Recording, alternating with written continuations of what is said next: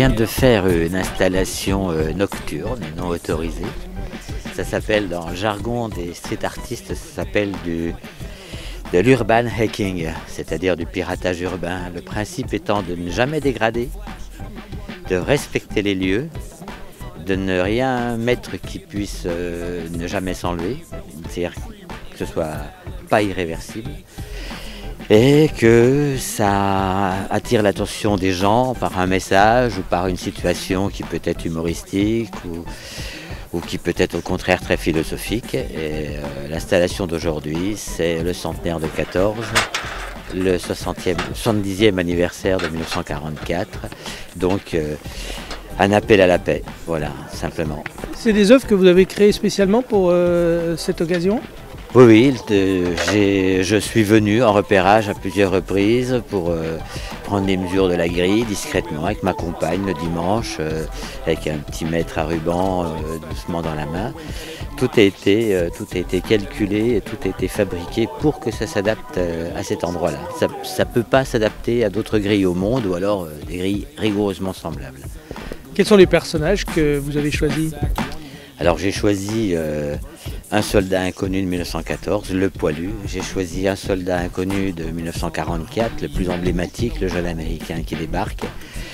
Et puis 10 icônes de la paix et de la non-violence dans le monde, 10 icônes incontestables qui depuis d'ailleurs la Deuxième Guerre mondiale, puisqu'il n'y en a pas qui sont antérieures à la Deuxième Guerre mondiale, qui depuis la Deuxième Guerre mondiale ont travaillé à la paix, ont travaillé à la non-violence, ont travaillé à la réconciliation entre les hommes. Donc Gandhi, Wangari Maathai, John Lennon, qui a quand même, pas mal milité contre le Vietnam, l'abbé Pierre, à sa façon, Mère Teresa, bien sûr, Martin Luther King, quelle évidence. Et puis voilà, plein d'autres. Le Dalai Lama, j'allais oublier le Dalai Lama, ça me semble évident. Après, l'américain, je vais le vendre aux enchères à Paris pour la fondation qui gère les cimetières de tous les soldats américains qui sont tombés au débarquement. Donc avec Jean-Claude, on va demander à Arcurial s'il ne veut pas la vendre au profit de la fondation ou de, l'administration qui gère les cimetières de soldats américains. D'accord. Alors, ce genre d'exposition, l'inconnu, c'est de savoir combien de temps ça va rester en place. Exactement, la mairie peut décider d'envoyer une équipe demain matin à 9 h pour la démonter. Et tout mon travail maintenant que c'est fait, mon travail va être d'essayer de la convaincre, de la laisser quelques jours pour que les Dijonnais s'en emparent.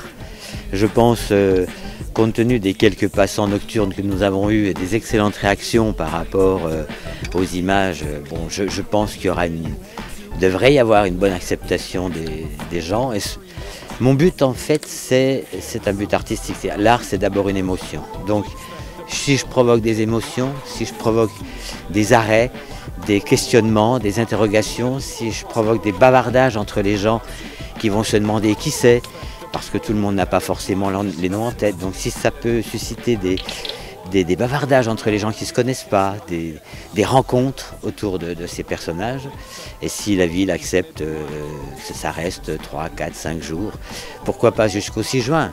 Le 6 juin, ça fait jamais qu'une semaine et ce serait emblématique pour mon soldat américain. From my people with lethal trust, no God.